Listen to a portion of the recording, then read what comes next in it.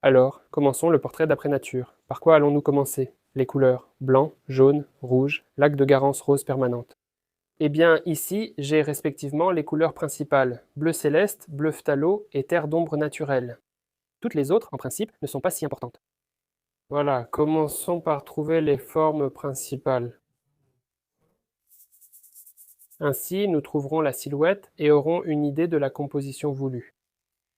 Je prépare une couleur ordinaire, quelque chose comme un brun orangé, qui ira bien ensuite comme ton moyen pour la peau.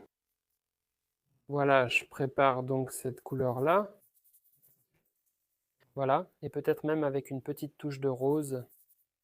Je commence à esquisser les formes principales. Le visage sera assez grand pour qu'on comprenne bien son placement et son dessin afin qu'il soit bien visible. Le format de la toile est de 50 sur 60. Et la toute première chose que je fais, c'est que je trouve cette inclinaison. Et, en conséquence, la forme du contour de la tête. L'étape suivante, ce que je fais,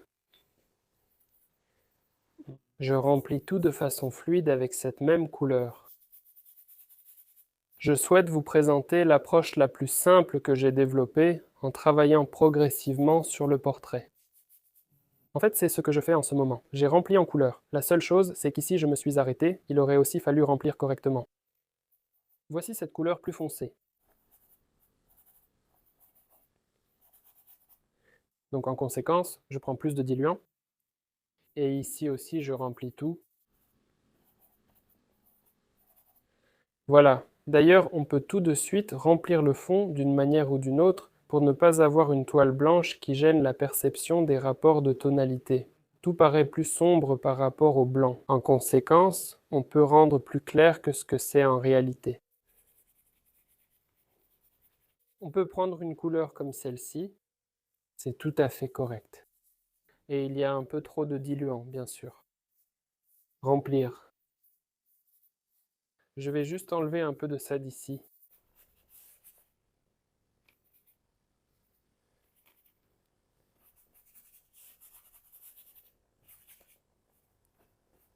En fait, cette approche ressemble à l'aquarelle, mais on commence par le foncé, pas le clair. L'étape suivante. D'ailleurs, là, ça rend déjà plutôt bien. Nous allons maintenant séparer les cheveux du visage, puis trouver les ombres sur le visage. Donc là, on essaye de trouver une couleur de cheveux assez précise. Là, l'angle me plaît vraiment. Justement, parce que si on fait vraiment de face, ce sera plus simple. En général, de 3/4 est toujours plus complexe. Mais c'est aussi plus intéressant, en fait. Les cheveux. J'ai séparé les cheveux. En gros, maintenant, j'ai une tête. Ici aussi, d'ailleurs, je prends maintenant plus de ton froid. Du coup, à notre couleur marron, j'ajoute simplement du bleu. Ou alors, cette couleur-ci, c'est du bleu turquoise.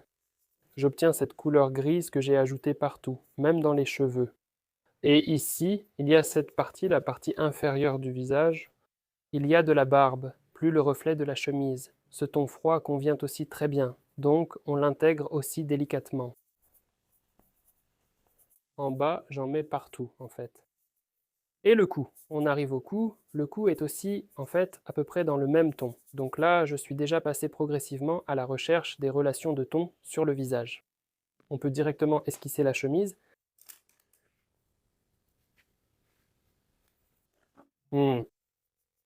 Les orbites. On a maintenant, en gros, un visage, n'est-ce pas? Il faut qu'on place ce visage à peu près selon les proportions. On a les proportions principales. La ligne des sourcils, celle de la base du nez et celle du menton divisent le visage en 3 parties. Voilà, d'habitude je ne la trace pas. Je commence tout de suite par trouver nos orbites. Ah, regardez. N'oubliez pas cet axe du visage pour que nos orbites, ces sortes de lunettes, ne partent pas de côté quelque part. Parce que là, si on regarde le modèle, le début de l'orbite se trouve à peu près au milieu, au centre de la tête. Oui, à peu près, oui. Voilà, c'est très important de respecter ça, de ne pas le perdre. Ces derniers temps, j'oublie complètement ces choses-là parce que tout se fait déjà automatiquement pour moi. Heureusement, je m'en souviens maintenant. Je vais vous expliquer. Maintenant, j'essaie juste de comprendre et saisir les formes principales par des tâches. Voilà, quand j'ai trouvé ces trois parties-là, oui, qui nous simplifient la recherche des formes principales. Ensuite, je continue en précisant avec notre couleur sombre. Nous avons une ombre sous le nez. Il suffit juste d'une ombre sous le nez, celle sur le côté n'est pas nécessaire pour l'instant. Avec un chiffon, on peut éclaircir certains endroits immédiatement. Par exemple, ici. Par exemple, ici, le front. Il semble que la taille nous convienne bien. Nous allons aussi trouver les sourcils. Voilà. Un peu plus haut, comme ça. Maintenant, tous les contrastes ont disparu. J'aimerais aussi ajouter du contraste ici.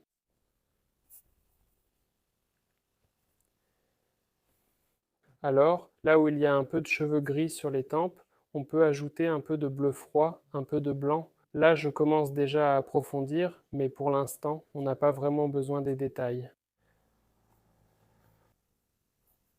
Le nez, j'ai à peu près trouvé sa forme, près de la cavité, à peu près à un maintenant. Je vais poser une ombre plus dense sous le nez, ici.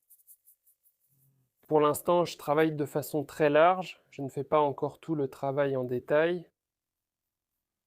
Je vais dans les détails le plus tard possible, parce que si on commence à détailler trop tôt, il se peut que l'endroit qu'on détaille ne soit pas à sa place. Refaire plus tard serait long et complexe, alors qu'il est actuellement très facile de tout déplacer et modifier. Regardez, les plis nasogéniens, ils sont là, ici on voit à peine les lèvres.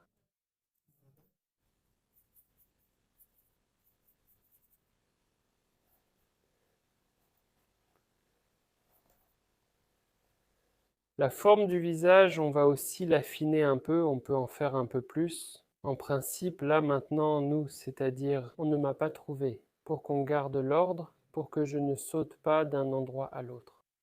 Nous avons trouvé les ombres maintenant. Il faut rendre la lumière avec une couleur plus dense. Nous procédons ainsi. On ne prend pas trop, on mélange du jaune, du blanc, du rouge, de façon dense, avec beaucoup de couleurs. On obtient à peu près cette couleur et on l'applique de façon dense sur nos zones claires.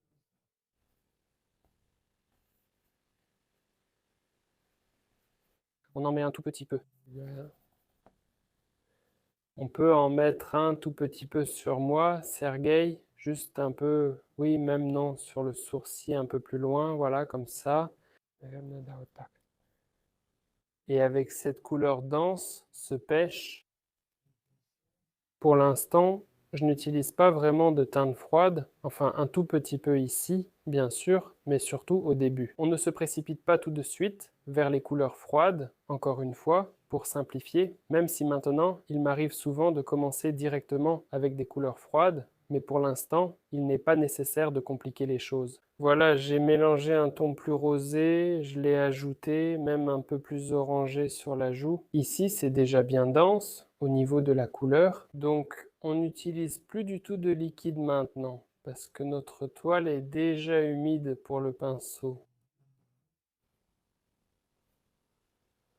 Bon, peut-être qu'ici, pour l'oreille, je vais juste suggérer un peu, mais il est encore trop tôt. Ce pinceau, dans cette couleur, je pourrais en fait prendre une teinte plus foncée tout de suite, mais pour l'instant, je ne vais pas le faire. Pas de problème. On laisse comme ça. Maintenant, regardez, là où il y a les yeux, les orbites ne sont pas complètement sombres, donc j'ai une couleur plus claire pour la lumière et je peux l'étirer un peu plus, mais pas encore, pas encore.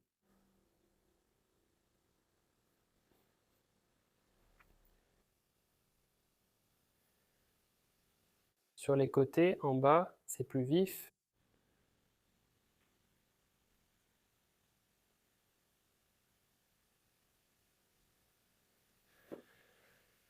Voilà, petit à petit, ça se construit. Je commence déjà à voir un peu la forme générale.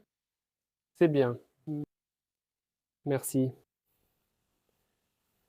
On peut encore faire les yeux. Ajouter. 。 . 。 . 。 . 。 . . . . . . . . . . . . . . . . . . . . . . . . . . . . . . . . . . 。 . 。 . . . . . . 。 . . . . . .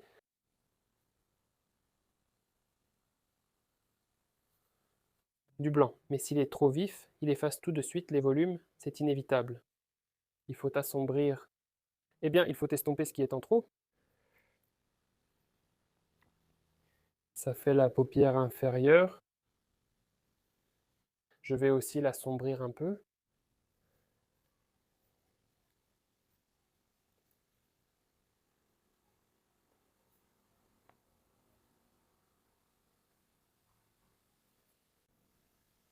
Merci d'avoir regardé.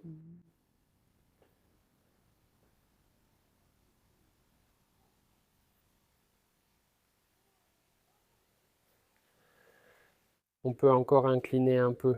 Voilà, c'est parfait. Bon, en gros, j'ai déjà trouvé à peu près ce qu'il fallait. Maintenant, on va préciser et détailler un peu les yeux.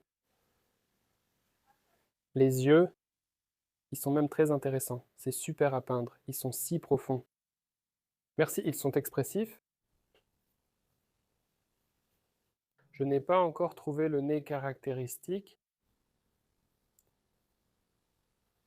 Voilà, c'est probablement comme ça qu'il sera.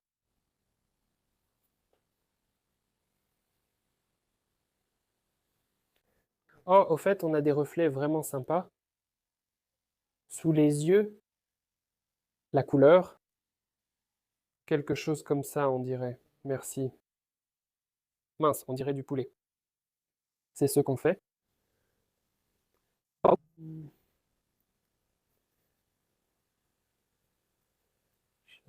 La couleur est intéressante.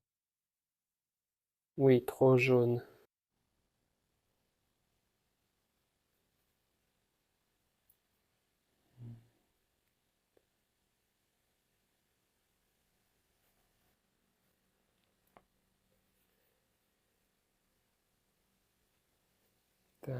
Le nez, quand on en est déjà à ce stade, on commence à regarder certains détails, à voir certaines choses qui ne sont pas encore touchées du tout, mais comme la tâche principale est plus ou moins bien faite, on a l'impression que tout va bien. En y regardant de près, on remarque de nombreuses imprécisions.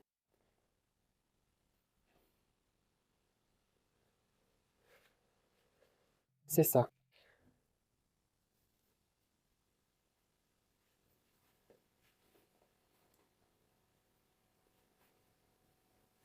J'ai l'idée de pouvoir faire ces portraits en une demi-heure pour qu'ils soient expressifs et qu'ils aient déjà l'air vraiment finis.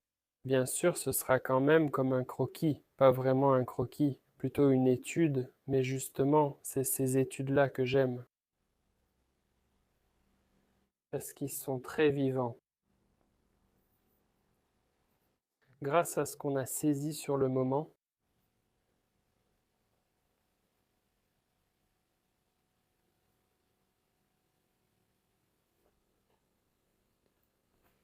alors, bon, qu'est-ce qu'on a là? Je vais encore un peu chercher la partie inférieure ici, au niveau des tons. Il me semble qu'il faudrait un peu plus de jaune là-bas.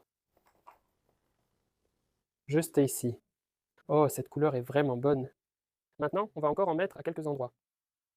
On peut en mettre un peu sur les transitions. Le cou, j'oublie parfois de m'en occuper, alors qu'il faut le travailler en même temps que le visage.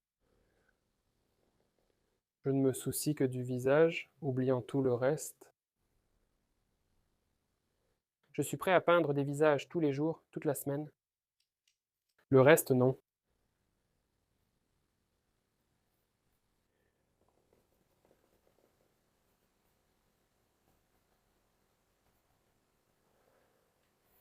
La couleur sur le visage sont vraiment incroyables. Pour les yeux, la joie, vif. J'essaie aussi de les rendre aussi vifs.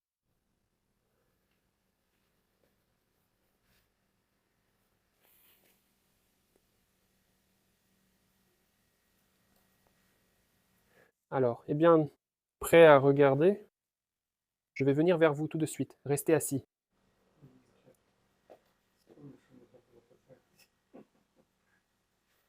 Voilà. Eh bien, peut-être. Du résultat? Oui, continue. Sous-titre d'Imatorzok, sous-titre d'Imatorzok. Sous-titre réalisé par Dimatorzok.